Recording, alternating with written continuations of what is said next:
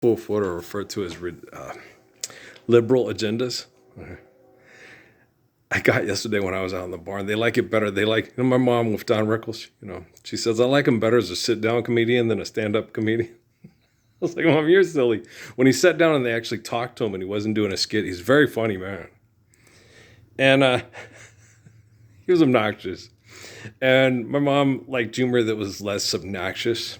She wasn't real fond of Rodney Dangerfield or Don Rickles and stuff. She did like Bill Cosby. Mom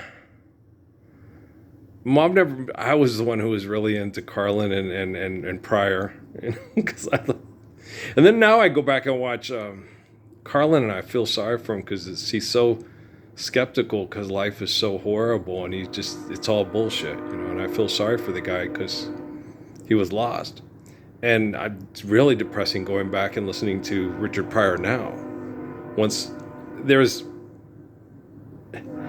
pre-Sierra Vista and post-Sierra Vista. And me and Amy used to watch Chappelle's show and all the stuff. Me and her used to laugh just to get away and just laugh, And after Sierra Vista, things started becoming less funny because it's like people are being murdered over money and you guys are making jokes for money. Okay. This is fucking depressing. Okay. And so I realize I'm very funny. I can make people laugh and realize, we can live through this and we can still joke around. Natalie will still be ignoring annoying. And, what else? Very funny stuff. Yeah. Emily will still try to snatch her ball. There'll still be funny things, I don't think that'll happen. No. I think once we're living the Lord's Prayer, I don't think Natalie will be influenced and impulsed and manipulated by bitchy people who are snotty that try to get her to act like a bitch like them. And so Emily will just, Emily adores Natalie.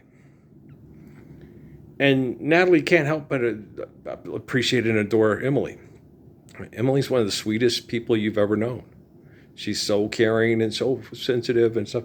And Natalie's very strong, but doesn't like people being abused. And she hates people to feel ugly and stupid, and she hates that. Okay. And Kate, all three girls are a lot like that. Okay. And they get that from their mommy. She had a bitchy teacher one time. Amy beat up one of her teachers because the lady was kind of racist and abusive. So Amy just got up and cleaned her clock. I'm like, wow. That lady must have, because me and Amy got into it. I had to restrain her a couple of times. And she goes, you made me feel plastic. I thought you said you were in lockup. You must have not been one of the real, behavioral kids, stuff. Because, I've had to do this with not a few, not too many, but quite a few. I worked with kids with disabilities. I worked with kids in lockup and stuff. And you have to do a physical restraint to keep them from hurting themselves or others. And a lot of times it's because they want to be touched and they're sexually aroused by it. And you just don't take it personal and you just realize, oh man, these poor kids, You just have a lot of empathy for them and you just care about them and want to make their lives better. So they have better social skills. So when they need to touch and want to be touched, it's, hi, my name's Earl. What's your name's Edna? Okay. Would you like to go maybe to, remember Jesse? I told you about Jesse. Tall, handsome Mexican kid in Cochise County who his parents were partiers and stuff. And most of the kids I ever met, the parents were irresponsible partiers that had porno around and stuff like that. And the kids had no supervision and puberty hit and oh, okay. And then he's a pervert, right? Which you're not. It's just like trying to hold back the ocean of a broom. And the parents lost custody. And one of the aunts took him in and then took him to bed. And he was 13 or 14 years old. And so Mr. Carey was totally empathetic about it. Mr. Carey is a good man. And Mr. Carey took him and he said he got a program and he got it set. He goes, he started taking Jesse out to the movies and gave him time. And if you go ahead, you see somebody, go ahead and go talk to her. But just, okay. And he coached him. You just walk up, hi, my name's Just Wood. What's your name? Is it Peggy or Sue? What's your name? Right? Something tells me I'm into something good. So you have to take your time and you have to, and do it with dignity and respect and let her know that, I can see the little tears in your eyes about to fall. You are wondering if I'm for real. All right. I tell you no lie. Baby, I'm for real. Do, do, do, do. Yeah. And then so, you'll be sitting there going, I want to talk with you a little more. And then she says, talk to me some more. You don't know that. And she'll get a sultry laugh. And, and it's wonderful, right? It's like peas and carrots. It's peanut butter and jelly or peanut butter and ladies. No. Don't, no. Keep the food on the table and just, okay?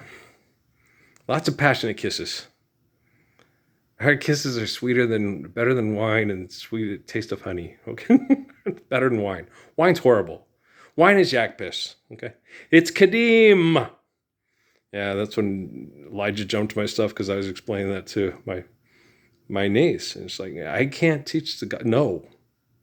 Okay, look. Okay. David Rockefeller. That's all I got to say. At that same get together up at the cabin, Lawrence was talking about how wonderful it was to go visit the places where in New Mexico where the Hiltons got their start. And I'm like, yeah.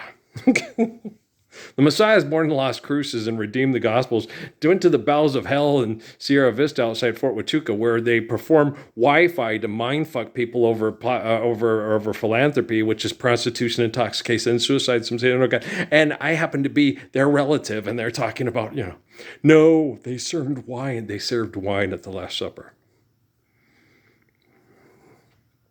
Again, it means Jesus, everybody sit down. I'm going to tell you something really special about me. But first, I want to get you shit-faced drunk. Okay. You're all drunk? Okay. I'm God. I'm fucking Pharaoh and Nebuchadnezzar and Caesar and Odin and Thor and Loki and I'm every woman. What? Yes. I don't need women to reproduce. I'm God. Okay, girl. Here, have another bottle of wine, truly divine. When you gonna let me get sober? I mean, you're blasphemous. I can write down anything I want in a book. And if a bunch of assholes use their egos to choose to believe it, they will murder over money until they have a winner. Okay? Shut up!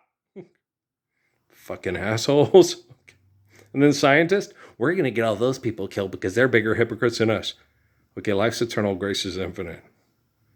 Share, care, given accordance to need, built to last. Forgive debt and trespass, love one, eternal, faithful peace. You don't think that observation and understanding and application of physics of eternal natural laws doesn't apply to the scientific community? You think it only applies to Charlie Kirk and Erica Kirk? Okay. You guys think she's next in line at Rudy's Barbecue? Proud supporter of Aggie Athletics. We need more NIL money. Okay. We only play football on Sundays around here. Look, Saturday's the Sabbath. Okay. All you Jehovah's Witnesses out there. Okay. Don't sell me another comic book and don't give it to me for free. And don't ever fucking call me Satan in your goddamn wheelchair from your goddamn Vietnam War wounds because you won't stand for the Lord's Prayer with me and sit there and declare Muhammad the Messiah as well because he is. Okay. Don't you ever call me Satan when I tell you Muhammad's the Messiah. Okay? I will obliterate your family's fiction and fact, and Rockefeller will collect all that evidence with the Rockefeller Foundation that pays for New Mexico State University and all the satellite equipment and surveillance equipment that this fucking faith-forsaken state from hell and that one too, because Arizona, the wind blows in New Mexico because Arizona blows in Texas sucks. In Sonora and Chihuahua, the people are crying out for the angel Earl to save them. The politicians are asking for more money to fuck because they're Johnny Avila's El Guapo, El Chapo, Plethora, Piñatas. And Patrice Matias isn't coming back. Y'all killed her. She's from Albuquerque, you know that? Yeah, she's a cutie pie. She was. I might go back and watch some of those old Zorros that I never had time to watch because I was too busy raising Patrick. I didn't watch hardly any TV. I tried to watch some sports, but I didn't get to watch very much because I was always working or watching my son. We liked to watch sports together, but we just didn't have the time or the resources. So we played a lot. We played a lot of sports, and video games, and fun things. We just goofed around all the time. We were just best friends. Yeah, we were better than Bill Bixby and his kid, The Courtship of Eddie's Father, because we were real. Talking about my best friend. He was the best wingman ever. He used to hook me up with. He has a thing for hot blondes, and I always screwed it up. The one he tried to set up the best was with this kid Jake, who had a mom who looked like Gwyneth Paltrow with a more. Wow, yeah, she had a nice body, and my ex-wife Steffi had a crush on her, and she was real nice to Steffi because her daughter was gay, and the husband and her broke up because of problems raising the daughter. And of course, me, she was like, "This is great. This guy's great. He's wonderful with this gay ex-wife," and like Ross from the yeah, yeah, Stephanie at Southwest Airlines. You remember? I wish I was like Ross. I said, no, it's nothing like that. My ex-wife lies to DES and has me and my son living in the ghetto project kind of apartments that I've had to clean out 3 times with drug dealers, and then they gave us mental outpatients who I had to deal with and protect and take care of from the people that live there. Yeah. Then when that contract fell through because the cops showed up, they gave me political refugees from Iran and Iraq, okay, warring countries in the same building. And they did well together because they were Shia Muslims. And they, there was only 2 Iranian families, and they never talked to me. The Persians never talked. Me and the Arabs, well, the Persians weren't the people that were the culture of Mexico. It was the culture of Spain that occupied Mexico and all that. It was the Arabs. Okay, the Arabs occupied Spain for 700 years. So me and the Mexicans and the Arabs were, oh yeah, we had so much in common. So we'd sit around and tell stories and joke and have a great time. And the Iranians would kind of just look at us, and they acted similar. I felt sad because I wanted to have just as good a relationship with the Persians as I did with the Arabs, but I realized historically, the Persians, you give your hand to me and then you say hello. And they don't know me as well. The Arabs know me. My grandmother was in the Iberian Peninsula from her family line from shortly after the crucifixion of Jesus till the Spanish Inquisition. So, I know Othello well. I know, I know El Cid. I know, so I know Spanish. I know the rain in Spain falls mainly on the plain, and the Gypsy Kings and all that. And it's in mi sangre, it's in my blood. And then the Germans, yes. And then the British, oh yeah, my dad's British. And so his people came across from Gaul. Yeah. So French, yeah, dad comes from the Normans. Norman, yeah. And so he's more Norman than Anglo-Saxon because of his blood and his blood tests and stuff. And I'm like, oh, okay. So he came from So dad's just as upper crust. I think mom is more Anglo-Saxon because she's the red hair and she's more like Mary Queen of Scots kind of line thing. So mom was more Anglo-Saxon, dad was more Norman. Yeah. And he's consistent in those thought patterns and the way that they keep worship and the way they think and the way they do. And mom is more rebellious towards that. Okay, so you understand. And so it makes sense genetically, psychologically, tribally, things like that. I don't see one as better than the other. I don't see one as worse than the other. I've just been persecuted more. Okay, because my mom had to flee and they met, and the Holy Grail ended up in Ivanhoe land. I've been persecuted more by the people that were more like, So it's just, Dad, there's a lot of things in the blood flowing from the Spanish, but the Spanish tried to kill my grandmother's people's place. Their religious corporation tried to kill my grandmother's people off the planet to get rid of people like me. And then the Germans, and then that happened in Germany too. And now I'm in the United States. They could run me over in the parking lot of Best Buy. It'd be if I didn't exist.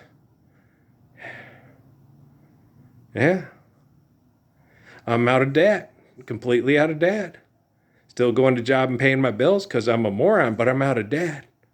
Oh, I get debt relief. Yeah, what's debt relief? Lord's Prayer. Okay, guys. I'll see you tomorrow, all right? Peace out, man.